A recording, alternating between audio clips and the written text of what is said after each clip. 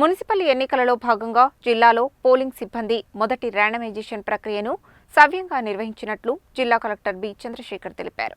జిల్లా మొత్తం 162 వార్డులకు గాను 475 పోలింగ్ స్టేషన్లకు అవసరమైన సిబ్బంది ఎంపిక పూర్తయినట్లు తెలిపారు.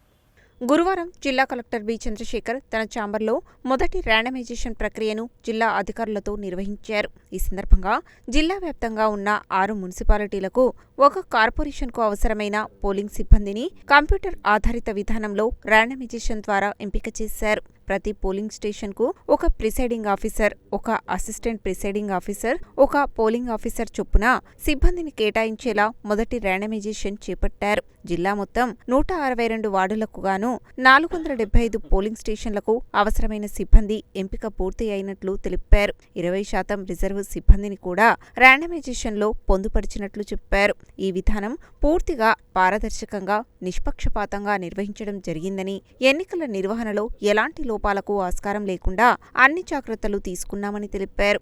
రానున్న రోజుల్లో 2వ దశ ర్యాండమైజేషన్ నిర్వహించి తుది స్థాయిలో పోలింగ్ సిబ్బందిని పోలింగ్ స్టేషన్లకు కేటాయించనున్నట్లు వెల్లడించారు. మున్సిపల్ ఎన్నికలను శాంతియుతంగా, స్వేచ్ఛాయుతంగా నిర్వహించేందుకు అన్ని ఏర్పాట్లు వేగవంతంగా కొనసాగుతున్నాయని తెలిపారు. ఈ ర్యాండమైజేషన్ కార్యక్రమానికి రెవెన్యూ అదనపు కలెక్టర్ జె శ్రీనివాస్, స్థానిక సంస్థల ఇన్ఛార్జి అదనపు కలెక్టర్ వై అశోక్ రెడ్డి, జిల్లా విద్యాశాఖ అధికారి భిక్షపతి, ఈడీఎం దుర్గారావు హాజరయ్యారు.